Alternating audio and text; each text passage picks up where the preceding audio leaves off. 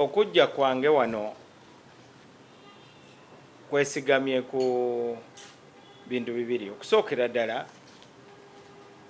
ebiruubirirwa bya Democratic Party, ekibiina kyenkulembera, n'ebintu byenzikiririzaamu. Ekyokubiri, endagaano gye twataddeko omukono nga mulimu ensonga ze tulina okulungamya, ensonga y'Abannayuganda okwogeraganya, ensonga y'okuddaabiriza ssemateeka, ensonga y'okugonjoola ensonga, okulaba nga tufuna Abannayuganda bye bakkiririzaamu, bye bakaanyaako ng'abantu ab'endeemu. Ekirala, okulaba nga tusonyiwagana era twenenya ng'Abannayuganda, kubanga lino eggwanga likoseddwa nnyo kuviira ddala lwe twafuna obwetwaze. Ebyo bye bintu bye nnina okukulembeza. Kirungi nnyo nti minisita abadde mu ofiisi, Honorable Muruli Mukasa, naye ansibidde entanda ng'ekisinga n'obukulu kuddaabiriza ssemateeka. N'olwekyo kino ndowooza kibadde kiri mu kiyungu nga bakifumba ekyokulaba nga wabeerawo akakiiko akagenda ate okunoonyereza n'okuwuliriza Abannayuganda biki bye baagala okulaba mu ssemateeka. Bingi babisuusiza, bakyusiza bingi mu ssemateeka, ate n'amateeka agamu agabaddewo tegali in line ne ssemateeka. Ebyo byonna tulina okubitereeza. Ogwo gwe mulamwa gwaffe. Neesiimye nnyo nti nsanze abantu abaasoma, abagezi, balina experience, babankwasizza. N'olwekyo sirina kutya kwonna nti nja kuba nina abalala bagenda okunkwatirako, naye nga emirimu gino gyonna gy'Abannayuganda, emirimu si gyange. Uganda eri masaŋŋanzira, eggwanga lyetemyetemyemu, abantu beeyawuddeyawuddemu nnyo. Waliwo olusalosalo lwe tulina okusala. Tulina okuzimba olutindo wakati w'abo abalowooza nti gavumenti tebakolera. Kwegamba waliwo abalowooza nti gavumenti tekyakolera Bannayuganda. Kyenvudde ngamba nti NORBERT MAO engeri gye nzize n'ebirowoozo ebirungi, gavumenti eno ekulemberwa NRM erina okwaniriza ebirowoozo ebyo. Ebirowoozo ebyo bifuuka amateeka, amateeka gayambe Uganda okulaba ku kye batalabangako, gavumenti okukyuka awatali kuyiwa musaayi. Kati olwaleero wabaddewo enkyukakyuka mu ministry, naye tukomye ku level ya minisita.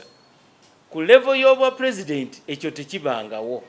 Tulabye ba archbishop nga bakyusibwa, tulabye ba army commanders nga bakyusibwa, tulina ne papa omupya n'oli eyaliko mulamu eyalekulira. Ezo z'ensonga ze tulina okutereeza. Tulina akaseera kano okwataganira awamu. Kyenvudde ngamba nti engeri gye banaayisaamu NORBERT MAO munda mu gavumenti n'abali ebweru bajja kuba bateza amatu nga n'amaaso bagakanudde, bagambe nti byayogera babiwuliriza, byakola babiwagira. N'olwekyo engeri gye banampisaamu kijja kugumya n'abatakkiririza mu gavumenti byekola. Okweddako n'ogamba nti okay, osanga ebintu bisobola okukyuka. N'olwekyo nange nina okufuba nnyo ndabe nga ntuukiriza, kubanga abantu balina bantaddemu obwesige. Buli bwempita abantu balowooza nti kaakati tulina minisita w'amateeka, tewajja kubaawo okutulugunya bantu. Tulina minisita w'amateeka, tetujja kubeera n'obumenyi bw'amateeka. Tulina NORBERT MAO. Kye ŋŋamba kiri eri gavumenti yonna ne minisitule eno n'ebitongole ebirala okulaba nga ensonga zino ze twogerako ziterezebwa. Awatali ekyo abantu bajja gamba nti okujja kwa Mao mu gavumenti tekulina kye kukyusiza, ate nga tulowooza nti waliwo bye tulina okukyusa, ebinene n'ebitono. Waliwo ebitonotono bye tulina okukyusa. Ekyokulabirako tulina etteeka lino lye bayita Public Order Management Act. Erina okubeera ne regulations wansi waalyo, nga regulations zinterpretinga etteeka eryo. Naye kati embeera eriwo regulations oba statutory instrument, amateeka amatonotono, regulations teziriiwo. N'olwekyo abapoliisi bakola bye baagala ate nga tulina draft. Ebintu ng'ebyo bye tulina okukulembeza ebitonotono. Ebinene ng'okwogeraganya kw'Abannayuganda, okukyusa ssemateeka, Abannayuganda okusonyiwagana, tusobole okuddamu ate tutambulenga abaana ab'endeemu. Ezo ze big blocks ze tulina okuteekawo. Naye waliwo ebintu ebitonotono bye tusobola okutereza. N'olwekyo nyongera okugamba nti engeri gye nzizze mu cabinet, ebirowoozo bye mbadde mpaayo nga ndi wabweru, abantu balina essuubi nti gavumenti ejja kubiwa ekitiibwa, ejja kubiwagira, ejja kubiwuliriza. Kati kyoyogeddeko ku omuntu NORBERT MAO, engeri gy'ayogeramu, lwaki abantu boogera? Abantu boogera babawulirize. Omuntu atuula mu cabinet asobola okwogera n'omukulembeze w'eggwanga, asobola okwogera ne baminisita banne. N'olwekyo tonsuubira kati okusiiba ku marediyo, ku TV ne ku zi press conference, kubanga kati nsobola okwetuukira mbuulire direct abantu bekikwatako ku buli nsonga. Naye nga convictions zange, ebiruubirirwa bye nzikiririzaamu, omulamwa gwengoberera tebiyinza kukyuka, wabula engeri gye tubituukirizaamu. Bagamba osobola okukyusa oluguudo naye nga era ojja kutuuka bw'oyagala okugenda, naye ng'oba okyusiza bukyusa ntambula. And these other Ugandans from the northeast, also I think compensation is going to get there. The northeast from Karamoja and so on, who have been disturbed by themselves and others. So at least that one is on course after a long time. And we are proud of it. We are proud of it. We have already talked about the 5th strategic plan that is in place. All the other requirements, like budget framework papers and so on, have been delivered on time. Yes, on time. A lot of work behind the scenes, but we have not delivered these papers late. So that is also something to be proud of. And at least some work has been done towards strengthening the legal institutional frameworks under which you're operating.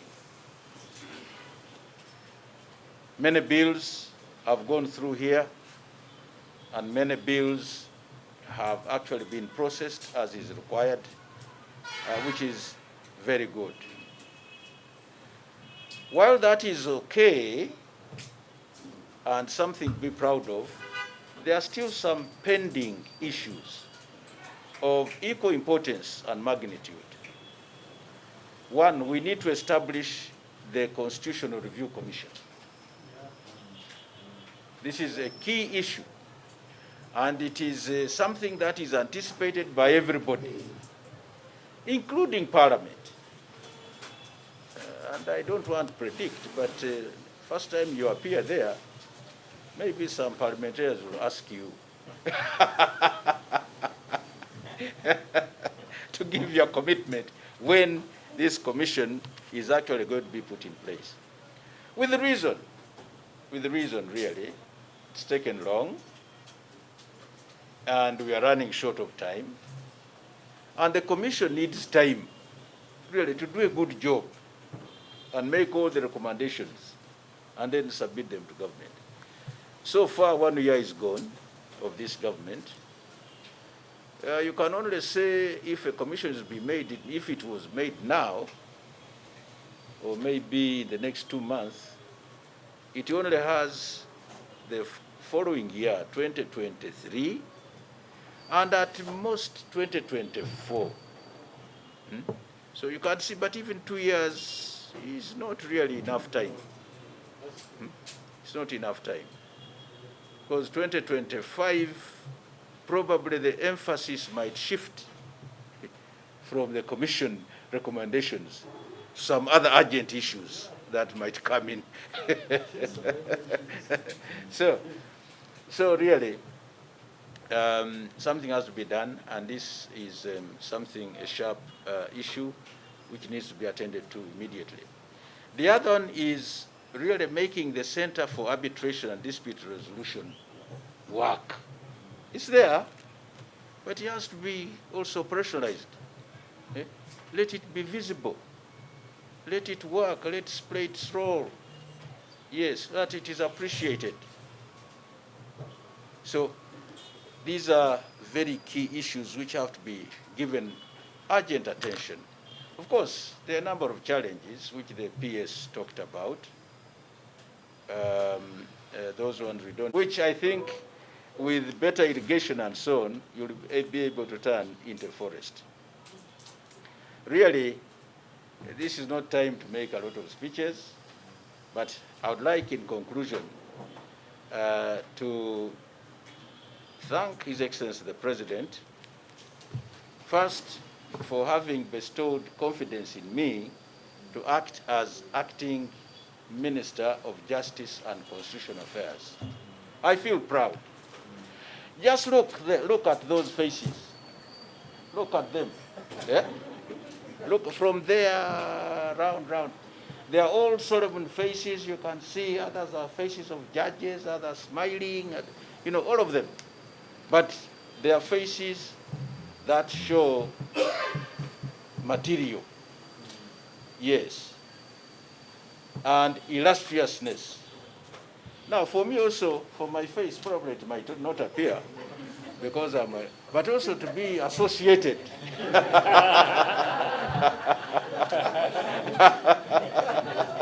with such faces, it is something to be proud of. We also thank His Excellency the President for having really taken you in trust and in confidence to make you the Minister of Justice and Constitutional Affairs. We really thank him. And we also thank you for taking a bold step to say, yes, I'll serve.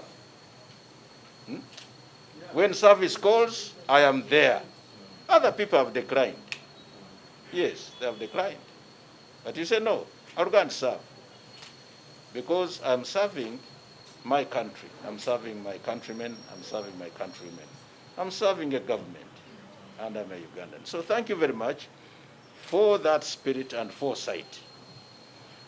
And as Christians, as people who have hope, who have seen worse situations in this country, we have hope and confidence that you will not only you will not betray your conscience, that you will not even betray the confidence His Excellency has put in you, but instead you will reinforce it and even say, yes, maybe this should have happened earlier.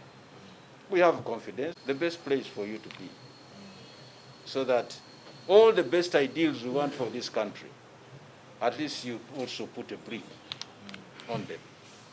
So I wish to congratulate you for your appointment as Minister of Justice and Constitutional Affairs, and we welcome you. And I'd like also to thank this solid team. It has given me support. I am not a lawyer. I've never even sat in a court to be an assessor.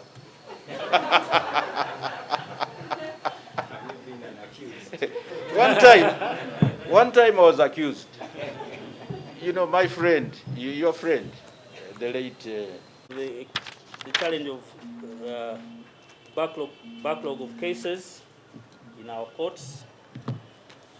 As you know, the judiciary has improved its funding, and therefore they are opening up courts all over the country. They have hired more judges. This calls for equally the office of the DPP and attorneys in this ministry to be facilitated, to increase the numbers so that we can match what the judiciary is doing. So our numbers are still a bit stagnant. We have requested His Excellency the President to raise the remuneration of our attorneys. We are receiving good feedback, so we think that next financial year we should be budgeting for some better remuneration of our attorneys in the ministry. We continuously engage other ministries, departments, and agencies to give us good instruction. You know, we survive here we exist here to give a service to the rest of the country, to the rest of the ministries. But many times we get instructions that are not adequate and are not timely. That causes an impact on how we deliver a service to these other ministries. The things that we do are considered consumptive in nature. If you have to travel to Masindi Court, for instance, or Mbale, you need fuel, you need an allowance, and that is considered consumptive. So, and there has been an intent by government to reduce on consumptive expenditure. But we need to be realized that we can't exist without these expenditures. We have to go to court in country and overseas, and therefore when cabinet decides that travel abroad is being curtailed, there is an implication to this ministry. We have critical meetings at the regional organizations, East African Community, Africa Union, and the like. So those have been challenges that we need to address together. Of course, COVID-19 notwithstanding, we had challenges to go and, especially Administrator General's office, inspection of estates, family arbitrations and medications and mediations, I beg your pardon, could not be held because of the challenges of the lockdown. But we are now getting out of that, hopefully. So, with those few remarks in conclusion, Honorable Ministers, I take this with gratitude to thank Honorable Muruli Mukasa for his dedication in leadership and guidance rendered to this ministry. I was sharing with somebody the other day, and I said, I've served many ministers, but I've never seen a minister who attends cabinet in Entebbe on a Monday and at 7 o'clock he's in office, and he was one of them. So I give him a lot of credit and respect. I would like to extend my congratulations to Mao on being appointed as the minister of this ministry, and to warmly welcome you, sir, to the Ministry of Justice and Constitutional Affairs. On behalf of the entire staff, I pledge our support in the execution of the ministry's mandate. I thank you very much.